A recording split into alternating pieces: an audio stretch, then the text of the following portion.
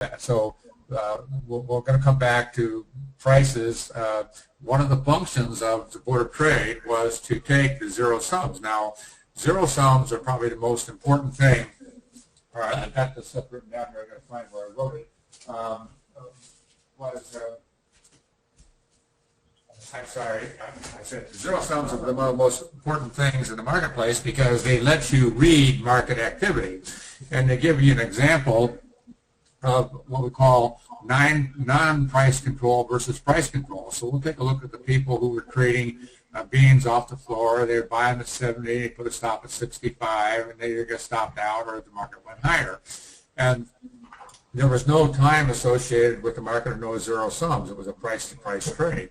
In those days, price and time were equal, and so therefore they weren't making a mistake in doing that. But if we wanted to have a better edge, I, as a local trader, would look at the market at a period of time when the efficiency of the market wasn't really fully in place yet. So when the market opened too lower and then went immediately higher, that was a zero sums reading. That means the people who basically sold it to me at the too lower have no chance of getting it back, and the idea, if I'm right, the market's going to move away from it, and that's going to be the extreme of the market, and if it's the extreme of the market, it's not going to take it out. I have all day to play with my trade. On the same token, if I buy it too lower, and a half hour later the market is still trading there, I don't have zero sums or natural read on my side because the market's accepting the price. And once it accepts the price and a fair price, then the market could 50-50 to go either way.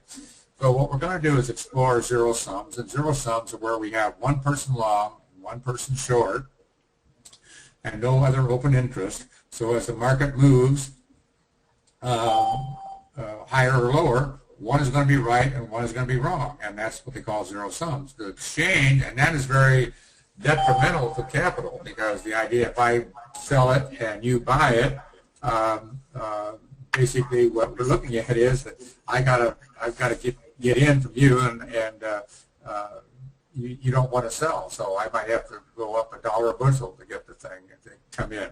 So zero sums are very, very bad for capital formation in the market, and basically it really extracts capital from the market, which is going on now. So we have less trade this year, we have last year, less than the year before, because the zero sums are eating up the capital. We're not able to expand our capital base because that is an economic force that reduces capital. So the first thing we have to do in trading is that you have to make sure your capital is safe. So